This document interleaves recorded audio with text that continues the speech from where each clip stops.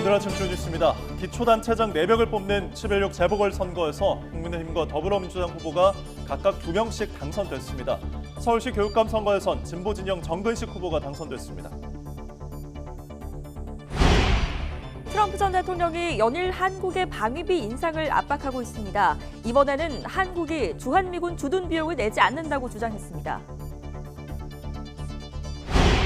북한군 보병 10,000명이 우크라이나 전쟁 파병을 위해 러시아 극동 지역에서 훈련 중이라는 보도가 나왔습니다. 우크라이나 대통령은 북한이 러시아 편에서 전쟁에 참여하고 있다고 주장했습니다. 레바논 남부를 향한 이스라엘군의 강도 높은 공습이 이어지면서 20여 명이 사망했습니다. 이스라엘은 헤즈볼라와 휴전 협상을 하더라도 공격을 멈추지 않겠다고 밝혔습니다.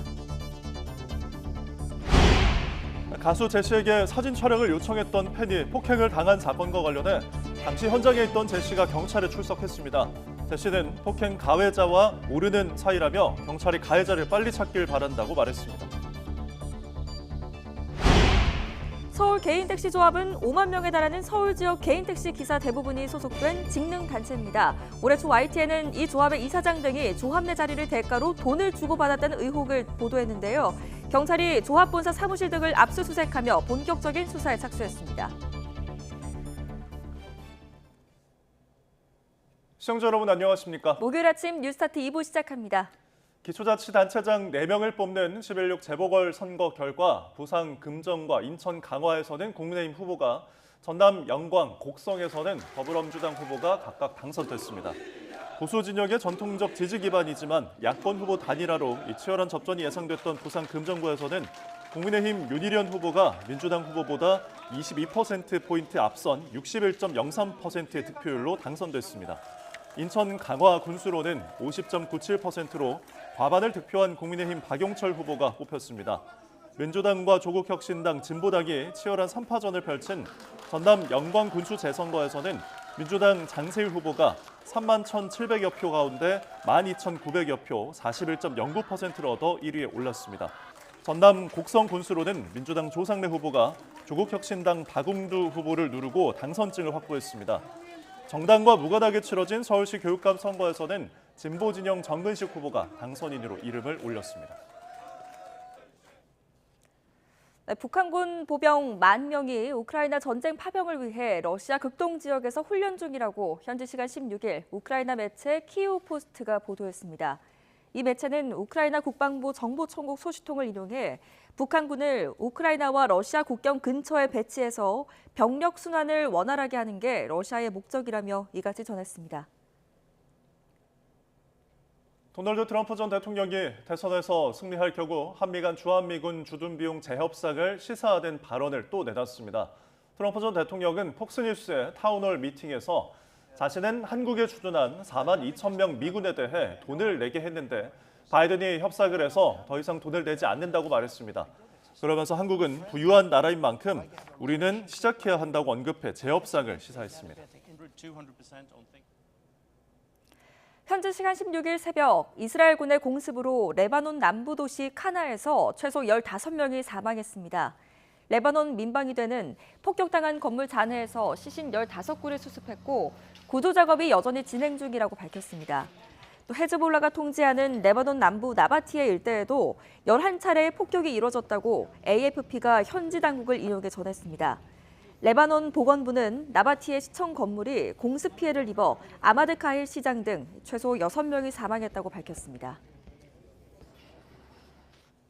요아브 갈란트 이스라엘 국방장관은 레바논 무장정파 헤즈볼라와 휴전 협상을 하더라도 공격을 멈추지 않겠다고 밝혔습니다. 갈란트 장관은 헤즈볼라는 큰 곤경에 처했다며 우리는 오직 포화 속에서 협상에 나설 것이라고 말했습니다. 그러면서 현재 피난 중인 이스라엘 북부 주민이 모두 집으로 안전하게 돌아갈 때까지 헤즈볼라와 계속 싸울 것이라고 덧붙였습니다. 가수 제시에게 사진 촬영을 요청했던 팬이 폭행을 당한 사건과 관련해 당시 현장에 있던 제시가 어젯밤 경찰에 출석했습니다. 제시는 서울 강남경찰서에 출석하기 전 기자들을 만나 일단 때린 사람을 빨리 찾았으면 좋겠고 벌을 받았으면 좋겠다고 말했습니다. 제시는 가해자를 처음 봤느냐는 질문에 그렇다고 답했고 피해자인 팬에게는 너무 죄송하다고 한 뒤 경찰서에 들어갔습니다. 경찰이 조합 내 이사 등 자리를 대가로 돈 거래를 했다는 의혹을 받는 서울 개인택시 조합에 대한 강제 수사에 착수했습니다. 서울경찰청 형사기송대는 어제 오전부터 서울 신천동에 있는 서울 개인택시 조합 본사 등에 대해 압수수색을 진행했습니다. YTN은 지난 2월 서울 개인택시 조합 참호 이사장 등이 조합 이사와 감사 등 직책을 대가로 최소 수백만 원에서 최대 억대 돈을 받았다는 의혹을 보도했습니다.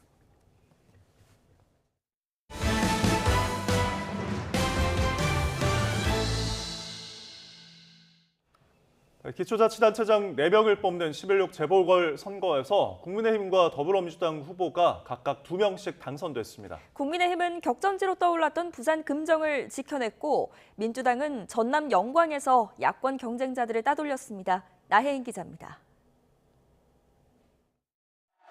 총선 이후 6달 만에 치러진 첫 재보선 결과 이변은 없었습니다. 여야 모두 최대 승부처로 지목했던 부산 금정구청장 선거에선 국민의힘 윤일현 후보가 민주당 김경지 후보의 추격을 따돌리고 낙승했습니다. 야권이 막판 후보 단일화로 반전을 노렸지만 역대 8차례 지방선거에서 7차례나 이겼던 현 여권의 강세가 다시 한번 입증됐습니다. 남은 임기 1년 8개월 동안 금정 발전을 위해서 정말 혼신의 힘을 다 기울일 생각입니다. 야당 후보끼리 치열한 3파전이 벌어졌던 전남 영광에선 민주당 장세일 후보가 군소정당 경쟁자들을 누르고 군수 자리를 탈환했습니다. 투표율이 70%를 넘을 만큼 선거 열기가 뜨거웠는데 진보당 이석하 후보는 30%대, 조국혁신당 장현 후보는 20%대 득표율에 만족해야 했습니다. 군정의 소임을 맡겨주신 위대한 우리 영광 국민들께 다시 한번 감사의 말씀을 드립니다. 인천 강화와 전남 곡성군수 선거 역시 각각 국민의힘 박용철, 민주당 조상래 후보가 당의 전통적 지지 기반을 앞세워 당선증을 따냈습니다. 집권 여당인 국민의힘과 제1야당 민주당 모두 여권발 각종 악재와 야권 내부 경쟁이란 변수에도 각자 강세 지역을 지켜내며 체면 치레를 한 모습입니다. 정당과 무관하게 치러진 서울교육감 보궐선거에선 진보진영 정근식 후보가 보수진영 조전혁 후보를 꺾고 새 교육행정 수장 자리에 오르게 됐습니다. YTN 나혜입니다. 네, 이번 재보궐선거의 전체 투표율은 저조했지만 서울시 교육감을 뺀 기초단체 자체장 선거만 한정해서 보면 지난 2022년 지방선거 못지않은 열기를 보였습니다. 여야 각 당 대표들이 선거판에 적극적으로 뛰어들며 총력전에 나선 영향으로 풀이됩니다. 김경수 기자의 보도입니다. 기초단체장 4명과 서울시 교육감 선거를 모두 포함한 이번 재보선 투표율은 24.62%에 그쳤습니다. 하지만 기초단체장만 놓고 보면 투표율은 53.9%로 50%대를 넘겼습니다. 지난해 10월 강서구청장 보궐선거는 물론 지난 2022년 지방선거 전국 평균 투표율도 웃도는 수준입니다. 지역별로는 전남 영광군이 70.1%, 곡성군 64.6%로 선거 열기가 뜨거웠고 보수 강세 지역인 인천 강화군과 부산 금정구도 각각 58.3%, 47.2%로 집계됐습니다. 특히 영광군은 지난 총선 못지않은 높은 투표율을 보였는데 선거 기간 민주당과 조국혁신당, 진보당의 팽팽한 3파전이 영향을 미친 것으로 풀이됩니다. 여기다 여야 당대표들이 직접 선거전에 뛰어들며 판을 키운 것도 한몫했습니다. 이번 선거를 2차 정권 심판으로 규정한 민주당 이재명 대표는 막판까지 야권 호남대전의 한 축인 영광 유세에 집중했고 저희가 이렇게 사실은 매우 이례적으로 영광 군수선거에 지금 사흘째 계속 이곳에 오게 됐는데 대한야당을 내세우며 민주당의 아성에 도전장을 낸 조국혁신당 조국 대표와 진보당 김재현 대표도 각각 호남 월세살이와 주민 봉사활동을 무기로 표심을 공략했습니다. 이제 과거와 같은 투표 행태 변해야 합니다. 묻지도 따지지도 않고 단지 번호만 보고 찍는 투표, 이제 끝나야 합니다. 돈보다 땀의 힘을 믿어주신 우리 영광 국민들의 힘으로 낡은 정치를 청산해 주십시오.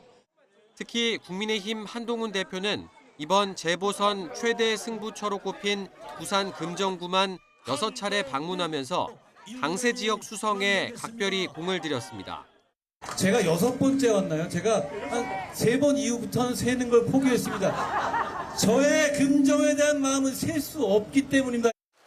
강력을 쏟아부었던 만큼 각 당 대표들이 선거 책임론에서 자유롭기 힘든 선거였지만 한동훈, 이재명 대표는 2대2 무승부를 거두면서 치명상은 피했다는 평가도 적지 않습니다. YTN 김경수입니다. 국민의힘 한동훈 대표는 11.6 재보궐선거 결과를 두고 국민이 당과 정부에 변화하고 쇄신할 기회를 준 거라고 평가했습니다. 한 대표는 자신의 SNS에 어려운 상황에서 받게 된 소중한 기회를 놓치지 않고 자신과 당이 먼저 변하겠다며 이같이 적었습니다. 더불어민주당 이재명 대표는 이번 재보궐선거에서 국민의 선택을 받은 당선인들에게 축하의 말을 전한다며 정치의 효능감을 높이는 지방자치의 새 지평을 열어주리라 믿는다고 격려했습니다. 이 대표는 자신의 SNS에 지역 곳곳에서 주민의 삶을 바꿔내는 실적과 성과가 쌓여갈수록 민주당은 국민의 더 큰 사랑을 받는 유능한 대안정당으로 거듭날 거라며 이같이 적었습니다. 서울시 교육감 보궐선거에서는 진보 진영 정근식 후보가 앞으로 1년 8개월 동안 서울 교육을 이끌 서울시 교육감으로 당선됐습니다. 정 당선인은 당선이 확정된 뒤 소감 발표에서 이번 선거는 교육의 미래를 선택하는 중요한 순간이었다며 서울 교육을 한 단계 더 진전시키는 첫걸음이 될 거라고 밝혔습니다. 또 치열한 역사의식과 문화예술적 감수성을 키우는 교육을 통해 아이들이 창의력과 협력, 자율성을 마음껏 펼칠 수 있는 환경을 만들겠다고 강조했습니다. 우크라이나에 파병할 북한군 보병 10,000명이 러시아 극동 지역에서 훈련 중이라는 보도가 나왔습니다. 우크라이나 대통령은 북한이 무기와 병력 지원으로 사실상 러시아 편에서 참전하고 있다고 주장했습니다. 황보선 기자입니다. 우크라이나 접경 러시아 극동 지역에서 북한 보병 10,000명이 훈련 중이다. 현지 시간 16일 우크라이나 영자지 기사 제목입니다. 이 매체는 자국 정보총국 소식통을 인용해 북한군을 러시아와 우크라이나 사이 국경 근처에 배치해 러시아 병력을 순환하거나 보충하는 게 목적이라고 설명했습니다. 전날 보도에서는 북한군 3,000명이 러시아 제11 공수돌격여단 내 특별대대 편성 중이다. 북한이 무기뿐 아니라 대규모 병력 지원에 나섰다고 전했습니다. 볼로디미르 젤렌스키 우크라이나 대통령은 의회 연설에서 북한 병력이 투입됐다는 사실을 자국 정보기관을 통해서 확인했다고 말했습니다. 전쟁에서 숨진 러시아인을 북한 인력이 대신하는 상황이라며 이는 북한이 러시아 편에서 사실상 전쟁에 참여하는 것이라고 주장했습니다. Це робітники для російських заводів замість убитих на війні громадян Росії і особовий склад для російської армії. 북대서양 조약기구 나토는 이런 우크라이나 측 주장에 현 단계에서는 관련 보도를 확인할 수 없으나 심히 우려스럽다는 점은 분명하다고 밝혔습니다. 미국 기조에 맞춰서 사실 여부 확인 등 관련 언급을 삼간 채 신중함을 유지하는 모습입니다. 미 국무부는 러시아와 북한의 관계가 갈수록 밀착되고 있는 데 대해서 지속해서 우려하고 있다는 입장만 냈습니다. YTN 황보선입니다. 러시아는 볼로디미르 젤렌스키 우크라이나 대통령의 북한군 파병 주장에 대해 특별 군사작전에 누가 어떻게 관여하는지는 그와 전혀 관련이 없는 일이라고 지적했습니다. 마리아 자하로바 러시아 외무부 대변인은 현지 시간 16일 브리핑에서 우크라이나 정권은 언급해야 할 것을 언급하는 게 좋을 것이라며 이같이 말했습니다. 볼로디미르 젤렌스키 우크라이나 대통령은 현지 시간 16일 승리 계획을 공개한 데 대해 러시아는 우크라이나는 정신 차리고 그들 정책의 헛됨을 깨달아야 한다고 지적했습니다. 젤렌스키 대통령은 우크라이나 회의에서 승리 계획을 공개하면서 이 계획이 지지를 받는다면 늦어도 내년까지는 전쟁을 끝낼 수 있을 것이라고 밝혔습니다. 이에 대해 드미트리 페스코프 크렘린궁 대변인은 젤렌스키 대통령의 계획이 마지막 우크라이나인까지 러시아와 싸우도록 우크라이나를 이용하겠다는 미국의 계획과 같을 것이라고 주장했습니다. 무인기 침투 주장에 이어 남북 간 도로 폭파까지 북한의 위협이 날로 격해지는 상황에서 한미일 외교차관이 서울에서 만나 대응 방안을 논의했습니다. 한미일 3국은 북한의 도발을 강력하게 규탄하는 동시에 북한군의 우크라이나 전쟁 파병 보도에 대해 깊은 우려를 나타냈습니다. 홍선기 기자가 보도합니다. 북한이 남과 북 사이에 남은 마지막 육로를 폭파한 다음 날 한미일 외교차관이 서울에서 만났습니다. 5개월 만에 이루어진 정례 협의 자리지만 당연히 북한의 위협에 대한 대응 방안 논의가 중점적으로 이루어졌습니다. 한미일 3국은 북한의 위협을 강력하게 규탄하는 동시에 단호한 대응을 위해 협력하는 데 뜻을 모았습니다. 북한의 어떠한 도발에 대해서도 견고한 한미연합 방위태세를 유지하며 단호히 대응하기로 했으며 한미일 간 긴밀한 공조하에 안보 협력을 더욱 강화해 나가기로 했습니다.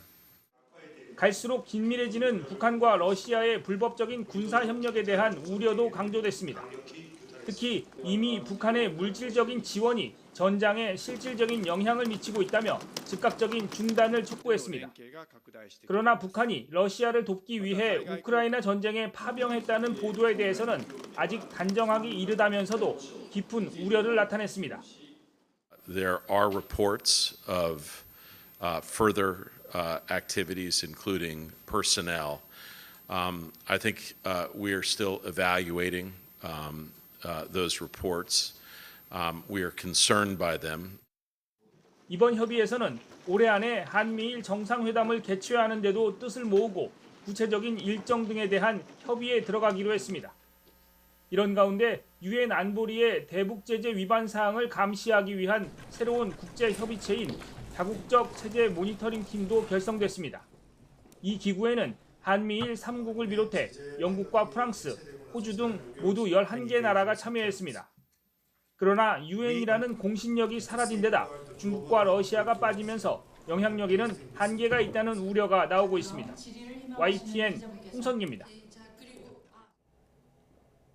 레바논 남부를 향한 이스라엘군의 강도 높은 공습이 이어지면서 또 20여 명이 목숨을 잃었습니다. 최악의 재앙을 맞은 가자지구 북부에는 어렵게 인도주의 지원 트럭이 들어갔지만 이스라엘군의 폭격은 멈추지 않고 있습니다. 박영진 기자의 보도입니다.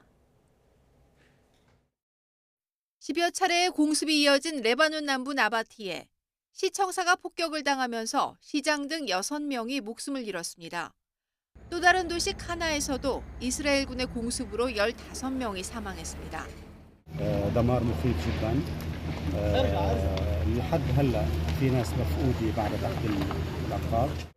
아랍연맹은 민간인을 겨냥한 무차별적인 공격이라며 일제히 비난했습니다. 이스라엘군은 이번에도 헤즈볼라의 무기시설을 겨냥한 것이라며 영상을 공개했습니다.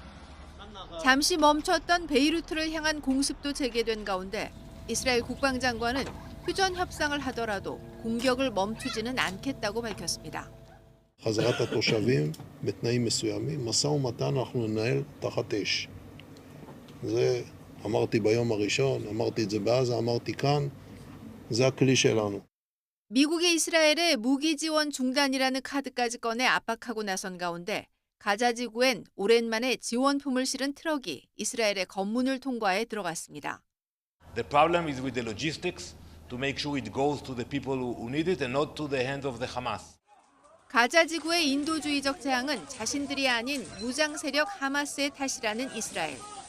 민간인에 대한 잔혹 행위를 멈추라는 국제사회의 비판에 아랑곳하지 않고 하마스를 뿌리 뽑겠다며 가자 북부 난민촌을 향한 폭격을 일주일 넘게 이어가고 있습니다. YTN 박영진입니다. 사건 사고 한 줄 뉴스입니다. 지난 2월부터 5달 동안 학교 동창 10명과 교사 등 13명의 얼굴을 나체 사진과 합성해 딥페이크 성착취물을 만들어 판매한 10대가 구속 상태로 재판에 넘겨졌습니다. 지난 1월 경기 남양주시 다산동에 있는 상가 건물에서 자신들을 훈계한다는 이유로 경비원을 폭행해 기절시키고 이를 촬영해 SNS에 올린 10대 2명에게 각각 징역 장기 1년에 단기 6개월이 선고됐습니다. 지난 6월 음주운전 혐의로 약식 기소된 대통령실 소속 선임 행정관에게 벌금 800만 원의 약식 명령이 내려졌습니다. 어제 오전 11시 55분쯤 경기 의정부시 신곡동 경기 북부청사 앞 도로에 약 2m 길이의 구렁이가 출몰해서 한때 소방당국이 출동하는 등 소동이 빚어졌습니다. 경찰이 지난 14일 이른바 던지기 수법으로 아파트 양수기함에 숨겨놓은 마약을 찾던 여성을 현행범으로 체포해 마약 판매자를 추적하고 있습니다. 서울 한복판 주택가에 몰래 담배 공장을 차려 불법으로 13억 원어치의 담배를 만들어 팔아온 중국인 일당 8명이 경찰에 붙잡혔습니다. 환경부가 경북 지역의 아프리카 돼지열병 확산을 막기 위해 진행한 야생 멧돼지 포획 수색 실적이 올해 8월과 9월 사이 5,010마리로 집계돼 지난해보다 89% 늘어났다고 밝혔습니다. 지금까지 한 줄 뉴스였습니다. 가수 제시에게 사진 촬영을 요청했던 팬이 폭행을 당한 사건과 관련해 당시 현장에 있었던 제시가 경찰에 출석했습니다. 제시는 때린 사람을 빨리 찾고 벌을 받았으면 좋겠다고 말했는데요. 직접 들어보시죠. 일단 때린 사람 빨리 찾았으면 좋겠고요. 벌 받았으면 좋겠고요. 앞에 보고 말씀하세요. 제가 있는 대로 오늘 얘기 다 말씀하고 나오겠습니다. 당일 가해자를 처음 보신 게 맞아요. 받고 나서 저희가 다시 또 좀 설명을 드리던. 서울 개인택시 조합은 5만 명에 달하는 서울 지역 개인택시 기사 대부분이 소속된 직능단체입니다. 네, 올해 초 YTN은 이 조합의 이사장 등이 조합 내 자리를 대가로 돈을 주고받았다는 의혹을 보도했는데요. 경찰이 조합 본사 사무실 등을 압수수색하며 본격적인 수사에 착수했습니다. 윤웅성 기자가 단독 취재했습니다. 파란색 상자를 들고 사무실로 들어간 수사관들이 잠시 뒤 압수품을 챙겨 나옵니다.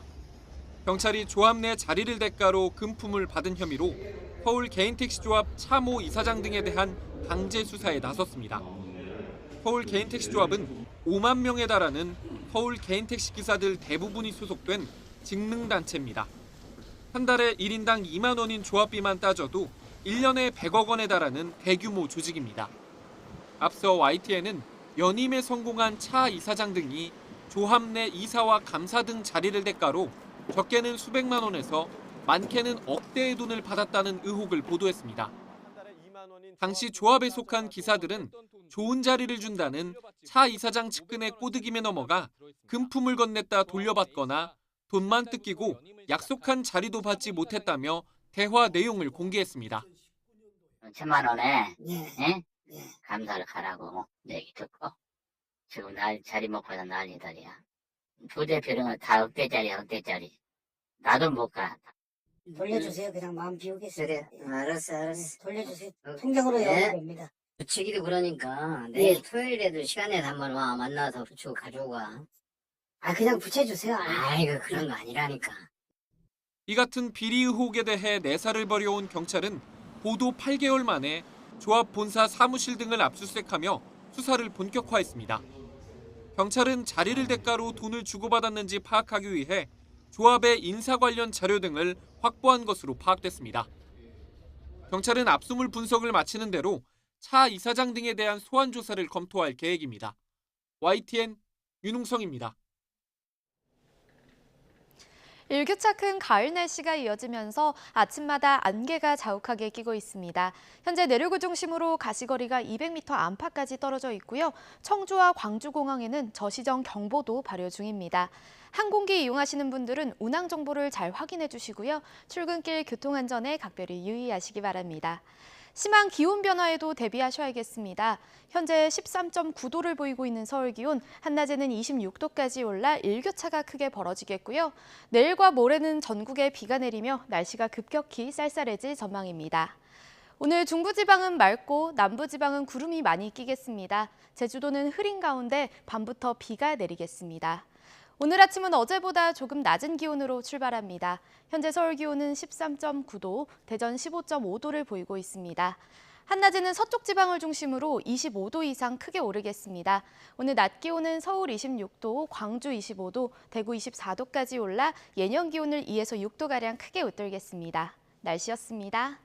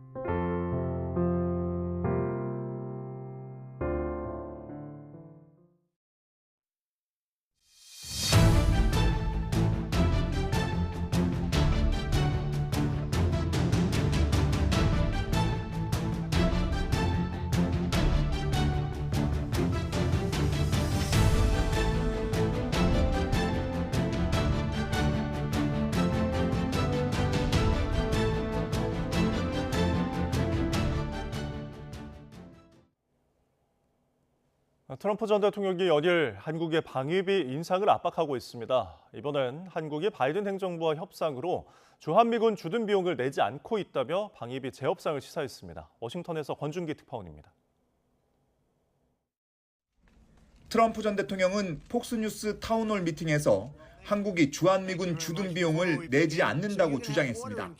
주로 4만 명이라고 부풀려 말하던 주한미군 규모를 이번엔 4만 2천 명이라고 말했습니다. 실제 주한미군은 28,500명입니다. South Korea, we have 42,000 soldiers there. They don't pay. I made them pay. Everyone raised hell. 트럼프는 바이든과의 협상으로 한국이 주한미군 주둔 비용을 내지 않게 됐다며 우리는 시작해야 한다고 말했습니다. 자신이 당선될 경우 재협상을 시사한 것으로 풀이됩니다. Biden took the deal and he said they don't pay anymore. Not since the Korea, and they're a rich country. No, we have to start. We cannot be taken advantage of any longer. 트럼프는 하루 전 시카고 경제클럽 대담에서는 한국을 머니머신이라고 표현하며 자신이 백악관에 있었다면 방위비를 훨씬 더 받아냈을 거라고 말했습니다. If I were there now, they'd be paying us $10 billion a year. And you know what? They'd be happy to do it. It's a money machine, South Korea. 트럼프 주장과 달리 한국의 분담금은 바이든 행정부 들어 더 늘어났고 최근 마무리한 협상으로 2026년부터는 1조 5천억 원 수준까지 인상됐습니다. 지난주 국정감사에서 주미 대사는 트럼프 당선 시 방위비 재협상 요구 가능성을 배제할 수 없다며 합리적인 수준을 바탕으로 대응하겠다고 말했습니다. 워싱턴에서 YTN 권준기입니다. 트럼프 전 대통령은 자신의 시험관 시술의 아버지라며 여성 유권자 공략에 나섰습니다. 해리스 부통령은 트럼프 전 대통령이 책임져야 할 건 낙태 금지로 위험에 놓인 여성들이라고 강조를 했는데 선거가 막판으로 접어들면서 부동층 표심을 노린 경쟁이 치열해지고 있습니다. 워싱턴에서 홍상희 특파원이 보도합니다. 병합주 조지아주에서 여성 유권자들과 만난 트럼프 전 대통령. 한 여성이 체외 인공수정, 시험관 시술에 대한 입장을 묻자 이렇게 말합니다. I'm the father of IVF. And we really are the party for IVF. We want fertilization and it's all the way. And the Democrats tried to attack us on it, and we're out there on IVF even more than them. So we're totally in favor of it. 일부 주에서는 낙태 금지법이 너무 엄격하다고 지적하기도 하면서 공화당이 반대해왔던 IVF, 시험관 시술을 강력하게 지지하고 나섰습니다. 선거를 앞두고 여성과 부동층 표심에 올인하기 위한 전략으로 풀이됩니다. 여성, 특히 낙태권 이슈에서 주도권을 잡아왔던 해리스 부통령은 강하게 반발했습니다. 2022년 낙태권을 보장했던 로데 웨이드 판결이 연방대법원에서 폐기된 것은 재임 당시 보수 성향 대법관을 임명한 트럼프 전 대통령의 책임임을 다시 강조했습니다. I found it to be quite bizarre. Actually, he called himself the father of IVF. And if what he meant is taking responsibility, well, then yeah, he should take responsibility for the fact that 1 in 3 women in America lives in a Trump abortion ban state. 최근 고령 리스크를 부각하며 공격의 수위를 높이고 있는 해리스 부통령은 트럼프 전 대통령의 행동이 여성과 가족 모두에게 해롭다고 말했습니다. 트럼프 전 대통령의 좌클릭이 이번이 처음은 아닙니다. 최근에는 대마초 합법화, 지방세금 공제 한도 제한 철폐 등을 공약하며 이민과 경제 외의 이슈에서 유연한 태도로 전환했습니다. 해리스 부통령도 우클릭 행보를 보이고 있습니다. 승패의 열쇠를 쥔 펜실베이니아 등 러스트벨트에서 표심을 얻기 위해 셰일가스 추출에 쓰는 수압하수법인 프래킹 금지나 친환경 차량 생산 의무화 정책을 지지하지 않겠다며 입장을 바꿨습니다. 경합주에서 오차 범인의 접전이 이어지면서 해리스 부통령과 트럼프 전 대통령의 시선은 아직 마음을 정하지 못한 부동층에게 쏠려 있습니다. 대선이 가까워질수록 이들 부동층의 표심을 잡기 위한 경쟁은 더 치열해질 전망입니다. 워싱턴에서 YTN 홍상입니다. 북한이 남한의 무인기가 평양에 침투했다고 주장한 뒤 내부 결속에 열을 올리고 있습니다. 청년 140만 명이 자원 입대를 탄원했다며 적개심 고취를 유도하고 있는데 정작 남북 연결도로 폭파에 대해선 알리지 않고 있습니다. 이종구 기자입니다. 경의선과 동해선 남북 연결도로를 일방적으로 폭파한 북한. 주변에선 군인들의 사진 찍는 모습이 포착되기도 했습니다. 하지만 북한 매체에선 관련 기사를 찾아볼 수 없습니다. 주민들이 보는 노동신문과 조선중앙TV는 물론이고 대외 매체인 조선중앙통신도 마찬가지입니다. 앞서 지난 2020년 6월 개성공단의 남북공동연락사무소를 폭파했을 때 조선중앙통신이 바로 당일, 노동신문은 다음 날 보도한 것과 대조적입니다. 김정은 위원장의 적대적 두 국가론에 대한 북한 내부의 정당화 작업이 마무리되지 않아 주민들에게 알리지 않았을 거라는 분석이 나옵니다. 남측의 전단 살포에 대한 북한의 응징이라는 공세적 성격이 있었는데요. 지금 동해선, 경의선 폭파는 방어적 차원입니다. 김정은 위원장이 이국가론을 이행을 하는 방어적 차원이거든요. 남한은 적이라는 인식을 심어주기 위해 무인기 침투만 부각하려는 의도라는 겁니다. 실제로 북한 외무성이 한국 무인기가 평양에 침투했다며 중대 성명을 발표한 다음 날 북한 매체는 관련 사진까지 공개했습니다. 전쟁이 발발될 수 있는 이 같은 무책임하고 위험한 도발 행위를 당장 중지해야 한다.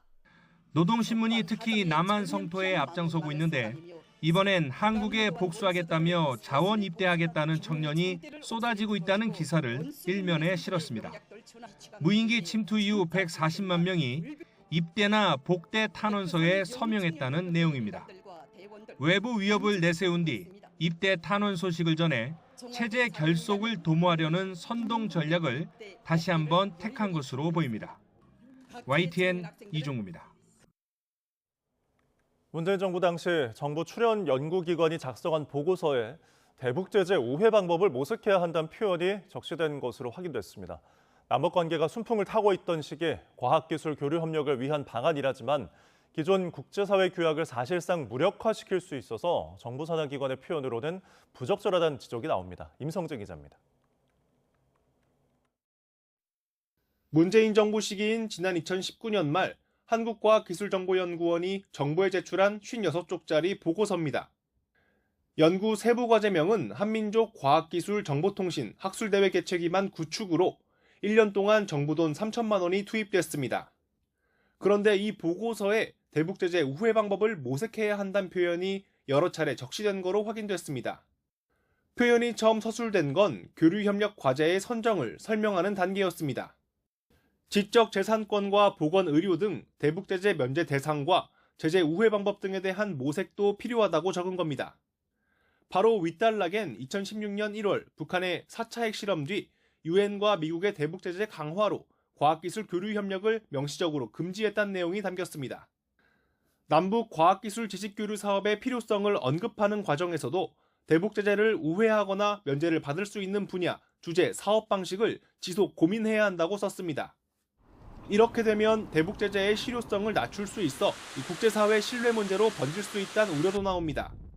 북한에 부과되는 제재를 우회한다라는 것은 기존에 부과되는 제재의 효용성을 낮출 수밖에 없는 그런 검토가 되기 때문에 비핵화 협상에서는 매우 부적절한 그런 상황으로 연출될 가능성이 컸던 것이죠.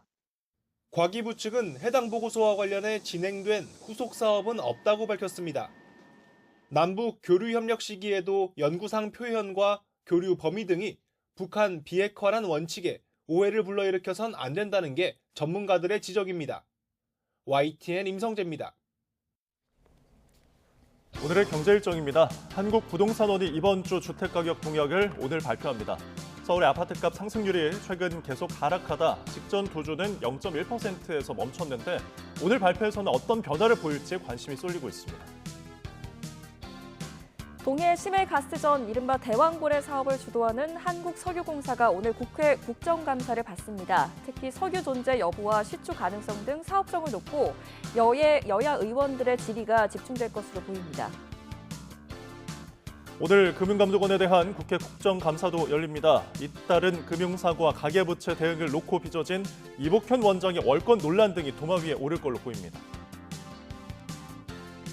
삼성전자 사측과 사내 최대 노동조합인 전국 삼성전자 노조가 오늘 임금 단체 협약 본교섭을 재개합니다. 노사는 앞서 체결하지 못한 2023년과 24년 임단협에 더해 25년 임단협을 진행할 예정입니다. 최상목 경제부총리와 관계부처 장관들이 오늘 오후에 포스코 포항제철소를 찾습니다. 20조 원대 프로젝트인 포스코 수소 환원 제철 사업 용지를 둘러보고 정부 지원 방안을 점검합니다.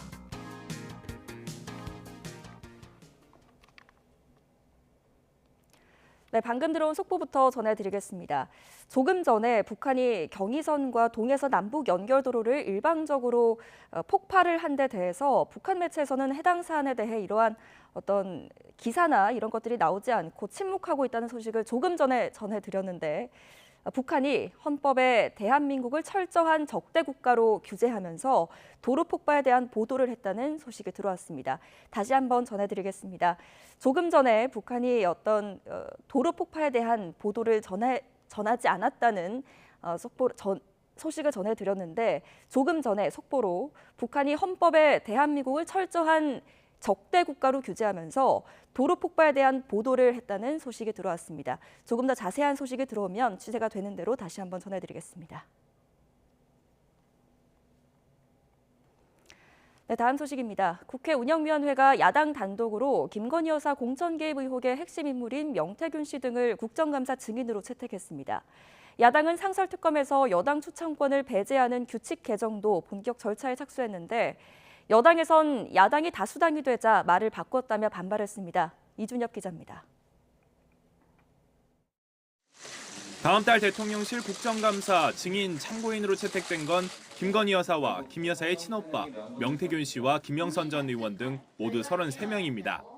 야당은 김 여사 공천 개입 의혹과 명품 가방 수수 사건, 도이치모터스 주가 조작 연루 의혹 등을 따져묻겠다고 강조했습니다.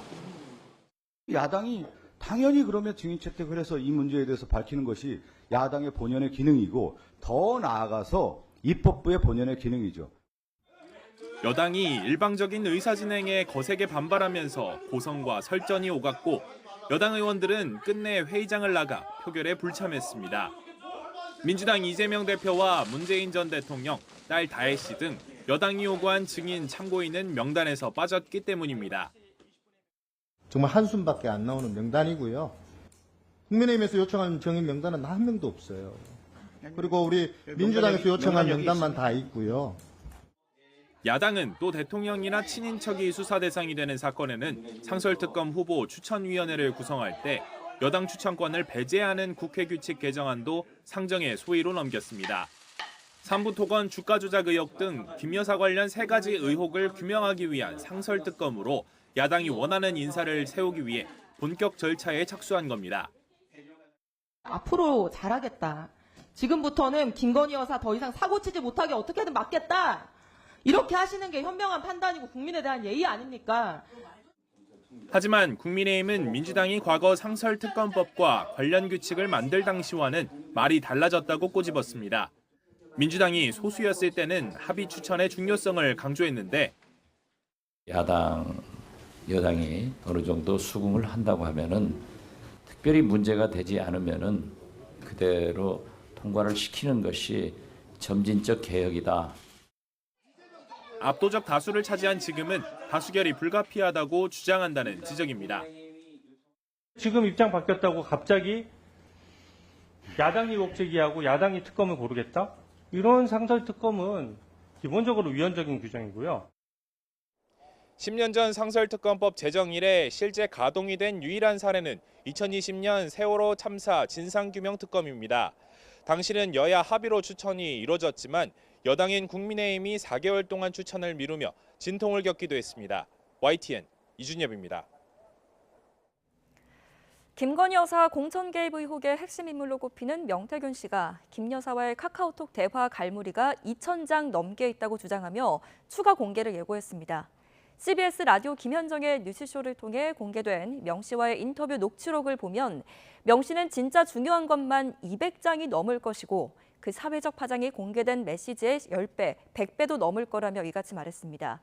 이어 김 여사와의 대화에 등장한 오빠가 김 여사 친오빠라는 대통령실 설명에는 대통령실에서 자신을 사기꾼이라고 하니 공적 통화를 공개해야겠다며 일일이 대응하지 못하면 본인들도 거짓말을 한 셈이라고 주장했습니다.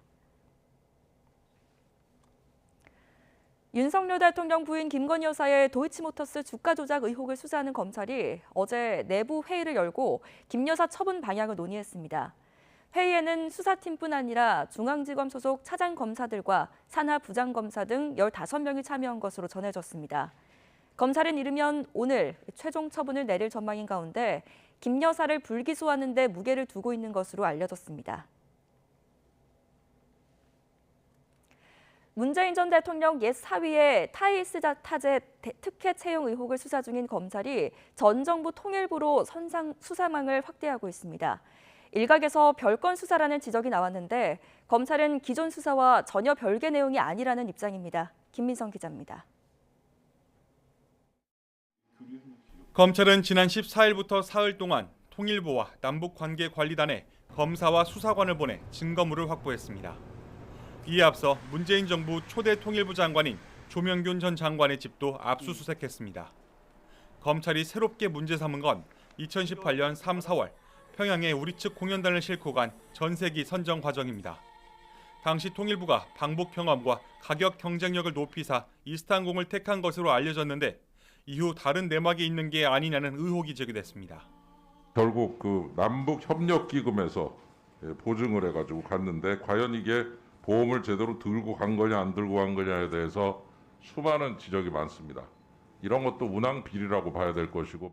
이스타항공이 띄운 항공기는 외국 항공사에서 빌려 쓰던 보잉 737입니다. 리스 항공사를 통해 보험 가입이 안 돼 사고라도 났다면 천문학적 손해배상금을 물어야 했던 상황. 검찰은 이상직 전 의원이 문재인 전 대통령 사위를 채용한 대가로 방북 전문 항공사 타이틀을 준 게 아닌지 의심하는 것으로 보입니다. 다만 일각에서는 검찰이 문 전 대통령 사위 특혜 채용을 들여다보다가 방북 전세기 문제로 수사를 확대한 건 이해할 수 없다는 반응도 나옵니다. 그동안 전주지검은 비슷한 비판이 제기될 때마다 접수한 고발장을 중심으로 제한적으로 수사하고 있다고 강조해왔습니다. 명백한 별건 수사라고 생각합니다. 애초에 시작은 2018년도에 있었던 문재인 전 대통령의 사위의 취업권과 관련된 검찰의 수사인데 지금 벌이고 있는 것은 그와는 전혀 다른 성질의 내용입니다. 검찰 관계자는 기존 범죄 사실 범위 내에서 최대한 절제의 수사를 진행하고 있다며 기존 수사와 전혀 별개 내용이 아니라고 밝혔습니다. YTN 김민성입니다.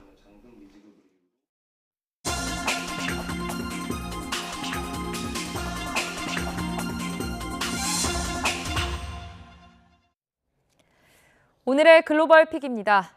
프랑스 축구 스타 킬리안 음바페가 스웨덴에서 성폭행 혐의로 고소를 당했습니다. 음바페는 완벽한 가짜뉴스라며 법적 대응에 나서겠다고 반발했습니다. 김도원 기자입니다. 프랑스 축구의 간판 킬리안 음바페에 대해 스웨덴 검찰이 수사에 착수했습니다. 음바페는 한 여성에게 성폭행 혐의로 고소를 당했다고 현지 언론들이 보도했습니다. 보도에 따르면 사건은 지난 10일 스웨덴 스톡홀름 시내에 있는 호텔에서 벌어졌습니다. 지난 9일 지인들과 스톡홀름을 찾은 음바페는 저녁을 먹은 뒤 나이트클럽에 갔으며 11일 출국했습니다. 고소장은 피해자가 병원 진료를 받은 뒤 12일 제출된 것으로 알려졌습니다. 경찰은 여성의 속옷 등을 증거물로 확보했다고 현지 언론은 전했습니다. 스웨덴 검찰은 이런 고소가 접수됐다고만 확인하고 가해자의 이름은 공개하지 않았습니다. 음바페는 가짜뉴스라고 강력 부인하며 명예훼손에 대해 법적 대응하겠다고 밝혔습니다. 또 자신의 체불임금 소청 심사 직전 이런 루머가 퍼졌다면서 전 소속 구단 파리 생제르맹을 배후로 지목했습니다. Il n'est jamais exposé à se retrouver dans une situation où il y aurait pour lui une prise de risque. Et donc, de ce fait, cela exclut totalement le fait qu'il y ait pu avoir. 생제르맹 측은 음바페의 주장에 신경 쓰지 않는다며 자신들은 품위를 지키겠다고 일축했습니다. 지난 6월 스페인 레알 마드리드로 이적한 음바페는 임금 812억 원을 못 받았다며 생제르맹과 분쟁 중입니다. YTN 김도원입니다. 아프리카 나이지리아에서 전복된 유조차가 폭발해 140명 이상이 숨졌습니다. 사고는 현지 시간 15일 오후 11시 30분쯤 나이지리아 북부 지가와주 타우라 지역 카디자 대학 근처에서 유조차가 뒤집히면서 일어났는데요. 현지 경찰은 뒤집힌 유조차에서 연료를 퍼내기 위해 인근 주민들이 몰린 상태에서 폭발이 일어나면서 인명피해가 컸으며 앞으로 사망자 수가 더 늘어날 수 있다고 밝혔습니다. 호주 시드니 여러 해변에 기름 찌꺼기 덩어리로 추정되는 검은 공 모양 물질이 무더기로 밀려와 당국이 해변을 폐쇄하고 정화 작업에 나섰습니다. 현지 시간 16일 현지 언론에 따르면 시드니 동남부 쿠지 해변엔 전날 오후부터 골프공 크기의 검은 덩어리 수백 개가 밀려 들어왔습니다. 이런 현상은 이날 오후 수생 보호구역인 고든스베이 해변과 쿠지 해변에서 1km 떨어진 웨딩케이크 섬에서도 발견됐습니다. 쿠지 해변을 관할하는 랜드윅 시의회는 안전을 위해 사람들에게 이 물질을 만지지 말라고 경고한 뒤 해변을 폐쇄했습니다. 미국 오레곤주 야생동물 보호센터에서 치료를 받고 있는 북극 여우가 공개됐습니다. CNN은 원래 캐나다나 알래스카, 그린란드 같은 추운 북부 지역에 서식하는 암컷 북극여우 한 마리가 현지 시간 12일 미 오레곤주 포틀랜드 월라멘 공원 인근에서 발견돼 치료를 받고 있다고 전했습니다. 야생동물 보호센터 측은 불법적으로 이 여우를 키우던 사람이 버린 것으로 보고 있습니다. 경찰이 미국 오하이오주에 비 내리는 도로를 달립니다. 이상한 물건이 도로를 막고 있다는 신고를 받고 출동한 건데요. 현장에는 거대한 풍선이 도로를 막아 차들이 다니지 못하고 있습니다. 헬로윈 축제를 앞두고 근처 가정집에서 준비한 풍선이 바람에 날아가 사고를 쳤습니다. 풍선이 워낙 커서 경찰관도 완전히 파묻힐 정도인데요. 경찰은 아무런 피해가 없다며 지원팀과 함께 풍선을 치워 주인에게 돌려줬다고 밝혔습니다. 이탈리아 명품 브랜드 프라다가 미국 우주기업 엑시엄 스페이스와 함께 디자인한 우주복이 공개됐습니다. CNN은 미국 항공우주국 나사의 달 착륙 프로젝트인 아르테미스 3호 임무에 사용될 우주복 디자인을 공개했습니다. 대부분 흰색인 우주복은 프라다의 상징인 빨간색 줄무늬와 함께 팔꿈치와 무릎에 회색 패치가 들어간 것이 특징입니다. 독일 베를린 동물원이 태어난 지 2달이 돼가는 쌍둥이 새끼 자이언트 판다를 공개했습니다. 지난 8월 22일에 태어난 판다 자매는 이제 전형적인 판다 무늬를 갖고 있고 크기는 큰 토끼 정도입니다. 지금은 어미의 젖만 먹고 있는데 몸무게와 크기가 조금씩 달라서 구별할 수 있습니다. 한 마리는 어미가 돌보고 있고 다른 한 마리는 동물원 사육사의 전적인 도움을 받고 있습니다. 지금까지 글로벌 픽이었습니다. 네, 다음 소식입니다. 올해 가장 큰 보름달이 오늘 떠오릅니다. 밤 8시 26분에 가장 크고 밝은 달을 볼 수 있을 것으로 보입니다. 장하영 기자입니다.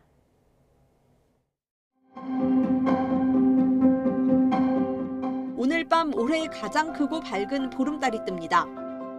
독도에서 오후 5시 18분, 충남 태안에서 5시 42분에 달이 떠오르고 전국 각지에서 다음 날 아침 7시 넘어서까지 달을 볼 수 있습니다. 달이 가장 밝고 둥근 시각은 밤 8시 26분입니다. 지난 2월 정월대보름에 뜬 올해 가장 작은 보름달에 비해서는 14% 더 크고 30% 더 밝을 걸로 보입니다. 이렇게 달 크기가 달라지는 건 달이 지구 주위를 타원 궤도로 돌기 때문입니다.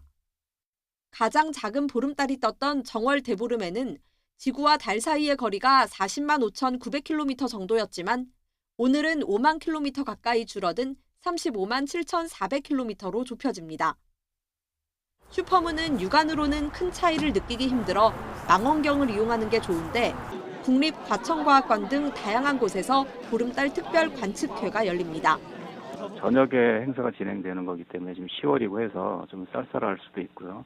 아이들 안전, 특히 신발, 이렇게 불 들어오는 신발 있잖아요. 이런 것들은 다른 사람들한테 좀 방해가 되니까 그런 거 좀 피하는 게 좋을 것 같고요. 이번 보름달은 올해 3번째 슈퍼문입니다. 달이 지구에 가장 가까운 근지점의 90% 이내에 있는 보름달 또는 금음달을 슈퍼문이라고 합니다. 미국의 리차드 놀이라는 점성술사가 붙인 이름으로 천문학적 용어는 아닙니다. YTN 강하영입니다.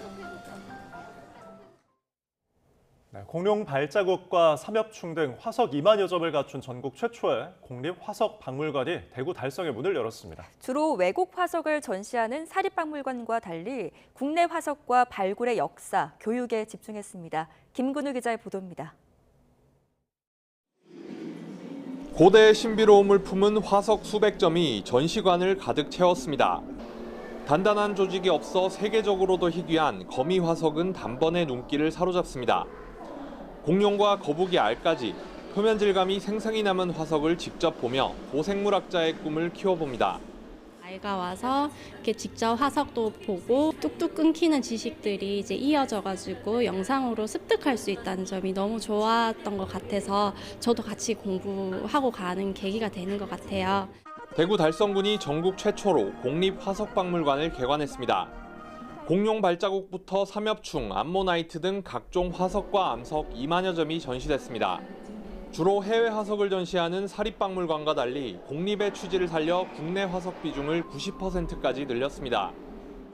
크고 아름다운 외국 화석들이 대부분 좀 전시가 되어 있는 경우가 많습니다. 우리나라에서는 다양한 시대에 다양한 화석들이 많이 발견되고 있는데 이러한 화석들이 일반인 분들에게는 많이 그렇게 알려지지 않은 것 같아서 가까운 국립대구과학관과 꿈나무과학관 등 각 기관이 연계한 교육 프로그램도 마련됩니다. 저희가 교육을 중점으로 한 그런 어린이 프로그램들을 많이 준비하고 기획하고 있으니까 이 공간이 아마 우리 달성을 이끌어갈, 대구를 이끌어갈 그런 꿈나무들의 미래의 산실이 되지 않을까 하는 기대도 하고 있습니다. 다음 달부터는 단체 관람객을 대상으로 교육 프로그램도 운영할 계획입니다. YTN 김근우입니다. 국내 연구팀이 전자와 전자를 묶어주는 전자결정 조각을 발견했습니다. 연세대학교 김근수 교수 연구팀이 세계 최초로 고체 물질에서 전자들이 액체와 고체의 특징을 모두 가진 전자결정 조각을 형성할 수 있다는 것을 실험으로 밝혀냈습니다.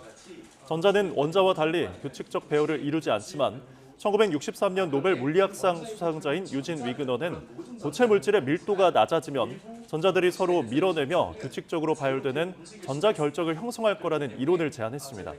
이번 전자결정 조각은 방사광 가속기와 흑린을 이용해 위그너의 이론을 실험으로 입증한 겁니다.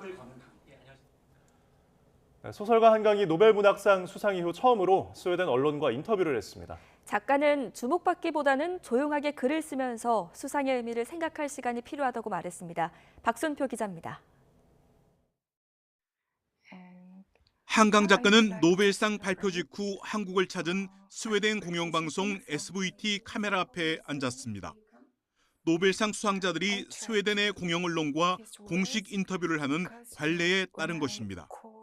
작가는 먼저 아들과 함께 차를 마시며 갑작스럽고 놀라운 수상을 축하했다고 소개했습니다. I celebrated with my son with chamomile tea, and yeah, I'd like to celebrate. 그러면서도 지금은 주목받기보다는 조용하게 수상의 의미를 생각할 시간이라고 말했습니다.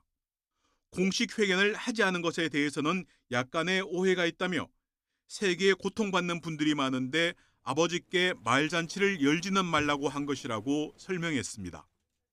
There are many troubles in the world, and yeah, maybe we should be more calm.